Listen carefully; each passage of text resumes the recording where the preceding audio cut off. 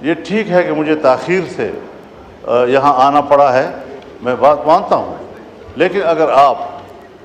اس پہ کوئی اس وقت مجھے رعایت دینے کے لیے تیار نہیں، آپ کو پتہ ہے کہ رول سسپینڈ ہو جاتے ہیں بعض اوقات، لیکن آپ شاید سمجھتے ہیں کہ ایک ممبر کے لیے ہمیں رول سسپینڈ نہیں کرنے چاہیے، اس کو متاثر نہیں کرنا چاہیے.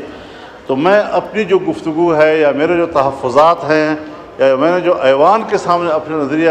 یا نقطہ نظر پیش کرنا تھا، اگر آپ اس کی اجازت نہیں دیتے تو میں صرف ٹوکن واک آؤٹ کر جاؤں گا. آپ اپنا کارروائی جاری رکھیں. میں نے تو آپ کو فلور دے دیا مولانا صاحب، میں نے تو فلور دیا ہے بات کرنے کے لیے، روایت سے ہٹ کے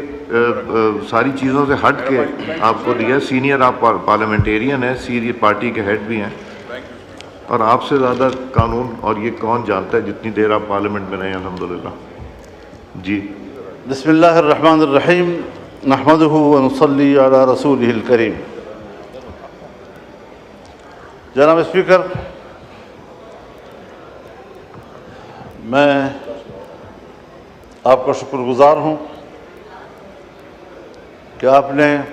گفتگو کے لیے وقت بھی دیا اور گفتگو کا انتظار بھی کیا. مجھے کبھی یہ دعویٰ نہیں رہا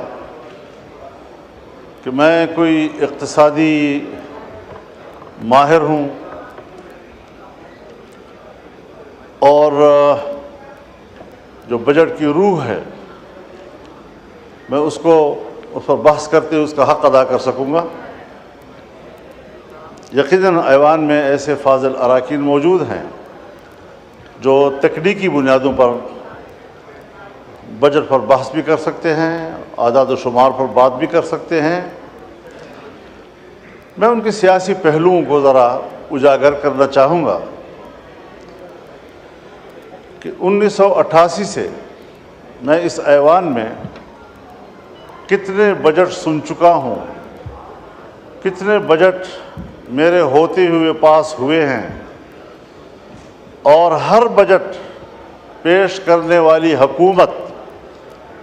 اس نے دعویٰ کیا ہے کہ یہ عوام دوست بھی ہے اور ملک کی ترقی کی راہ پر یہ بجٹ گامزن کرے گا ملک کو. یہ تمام دعووں کے باوجود آج 75 سال کے بعد معاشی طور پر ملک کہاں کھڑا ہے، اس کو زیر بحث لانے کی بھی ضرورت نہیں ہے. شیشے کی طرح نظر آتا ہے کہ ہم دیوالیہ پن کے کنارے کھڑے ہیں. اور آج جو اس بجٹ میں آپ نے سب سے زیادہ توجہ دی ہے ٹیکس لگانے کے اوپر، تو جناب اسپیکر، عام لوگوں میں جو بات ڈسکس کی جا رہی ہے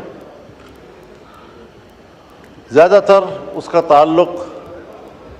ٹیکسز کے ساتھ ہے. ہر شعبے میں، ہر سطح پر، ہر کاروبار میں، ہر تنخواہ میں، ہر کمائی میں ٹیکسز لگا دیے گئے ہیں، اور اسی کی بنیاد پر پھر مہنگائی کا طوفان اس سے روکا نہیں جا سکتا. بنیادی بات یہ ہے کہ ہم جس چیز کا ڈیمانڈ قوم سے کرتے ہیں کہ آپ ٹیکس دیں تاکہ ملک کا خزانہ مضبوط ہو، ملک کا اقتصاد مضبوط ہو، جب حکمران اس قسم کا ڈیمانڈ قوم سے کرتے ہیں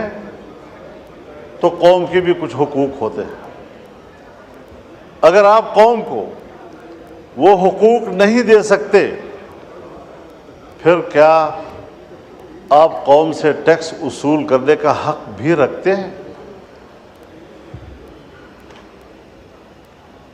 اس کے بدلے میں قوم آپ سے دو چیزیں مانگتی ہیں: ایک امن، جان، مال اور عزت و آبرو کا تحفظ، اپنے انسانی حقوق کا تحفظ، اور دوسرا معاشی خوشحالی. عام آدمی کو یہ اطمینان ہو کہ میرے بچوں کے لیے اگلے ہفتے اور مہینے تک گھر میں خوراک موجود ہے، اس کا انتظام ہو سکتا ہے۔ لیکن کیا ہم نہیں سمجھتے یہ بات کہ ہمارے ملک میں ہر جگہ نہ صحیح لیکن بیشتر علاقوں میں صورتحال فاقوں تک پہنچی ہے، کاروبار ختم ہو چکے ہیں، اور میں تو دیکھتا ہوں ہم نے آپریشنز کیے، لوگوں کو کہا آپ گھر بار چھوڑ دیں، سوات سے لے کر وزیرستان تک تمام علاقوں کو خالی کر دیا گیا، عوام نے اپنے ملک کے اندر ہجرت کی۔ ہمارے وہ قبائلی خواتین جو اپنے خاص ماحول میں اور خاص کلچر کے اندر زندگی گزارتے رہے، انہیں آپ نے صحراؤں میں جا کے بٹھایا، ان کو بازاروں میں بھیک مانگنے پر آپ نے مجبور کیا، اس کے چادر کو تم نے تار تار کیا، اور ابھی میرے پاس وفود آئے ہیں، ابھی میرے پاس وفود آئے ہیں۔ مسعود قبیلے کا وفد آیا کہ پچھلے سال ہمارے ساتھ ایک مکان اگر مکمل تباہ ہے تو 4 لاکھ روپے، اور اگر جزوی طور پر نقصان ہوا ہے تو 1,60,000 روپے، اور وہ بھی لوگوں کو پیسے نہیں دیے گئے، اس کا ٹوکن دیا گیا، وہ ٹوکن ابھی تک جیبوں میں لیے پھر رہے ہیں، ایک شخص کو ادائیگی نہیں ہو رہی۔ آپ بتائیں 4 لاکھ ایک مکان بنانے کے لیے، کیا 4 لاکھ پر آپ کے گھر کا غسل خانہ بھی بن سکتا ہے؟ اور آپ نے ان کو کہنا ہے کہ پورا گھر بنانا ہے۔ 1,60,000 پہ آپ نے 1-2 کمرے بنانے ہیں جو گر گئے تھے۔ کیا مذاق دنیا کے ساتھ ہو رہا ہے؟ آج چمن کے اوپر، بارڈر کے اوپر 9 مہینے سے لوگ بیٹھے ہیں، در بدر بیٹھے ہوئے ہیں، آپ وہ شرائط ان کے اوپر لگا رہے ہیں کہ جو شرائط سرحد پر بیٹھے ہوئے لوگوں کے اوپر دنیا میں نہیں لگائے جاتے۔ پوری دنیا میں سرحد پر رہنے والوں کو کچھ خصوصی مراعات ملتی ہیں، اور وہ بھی وہ بارڈر جو بین الاقوامی طور پر ریکگنائزڈ ہو۔ ہندوستان پاکستان کا سرحد طے شدہ ہے، پاک افغان بارڈر کو میں اور آپ پاک افغان بارڈر کہہ رہے ہیں، کیا افغانستان بھی اس کو پاک افغان بارڈر کہتا ہے یا اس کو ڈیورن لائن کہتا ہے؟ کیا یہ کسی سمجھوتے کی بنیاد پر ہوا تھا کہ ایک ہی آدمی کا گھر،